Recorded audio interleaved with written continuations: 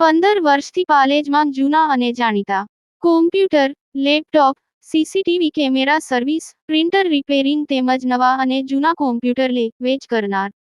Admission form તેમજ તમામ સરકારી ફોર્મ ઓનલાઈન ભરી આપવામાં આવશે. અંકલેશ્વરમાં નશામાં ધૂત કાર ચાલકનો આતંક. હિટ એન્ડ રનની ઘટનામાં 4 વાહનોને અડફેટે લીધા. અંકલેશ્વરમાં નશાની હાલતમાં કાર હંકારી રહેલા એક ચાલકે ભયનો માહોલ સર્જ્યો હતો.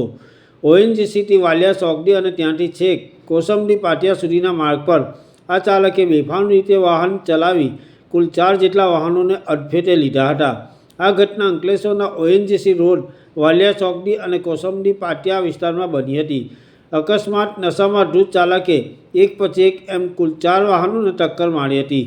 સદનસીબે મોટી જાનહાનિ ટળી જવા પામી હતી, પરંતુ વાહનોને નુકસાન થયું હોવાના અહેવાલ મળી રહ્યા છે.